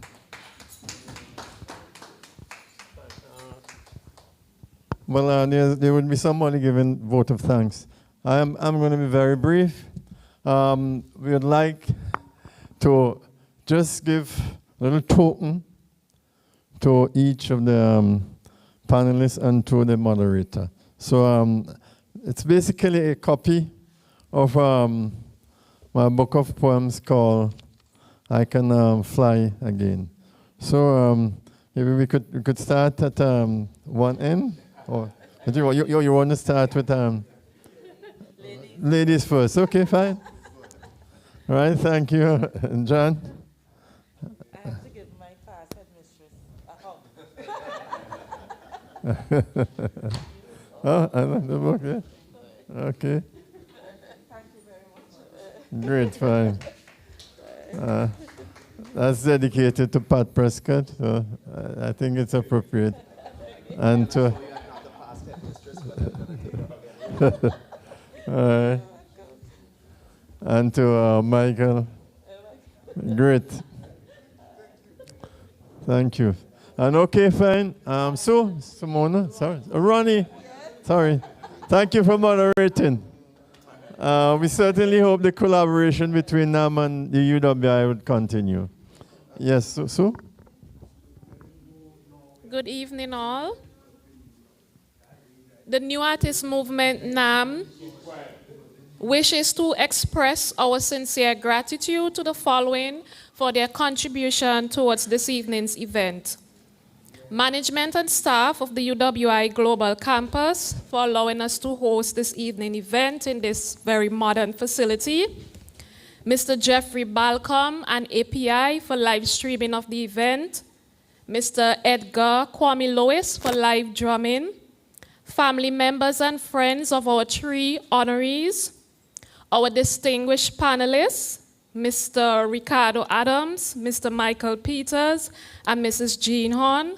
Thank you for the comprehensive overview of our honorees. Our moderator, Mr. Ronnie Daniel, thank you for leading the discussion and ensuring that we remain on track. Mrs. Anita Ralph for the invocation. Mr. Blazer Williams, Director of NAM, for the opening remarks. Mr. David Darky Williams for sharing the brief history of NAM. Mr. Ron Brown, the media support and the musical renditions, thank you. Nandi Williams for assisting with the presentation to our panelists and moderator. To you, the audience present, thank you for your presence and your lively discussion. Even we had a little bit of friendly bantering. That made it very entertaining. And thank you as well to our online audience and to any other person I omitted. Thank you for making this evening's event possible. Have a good evening.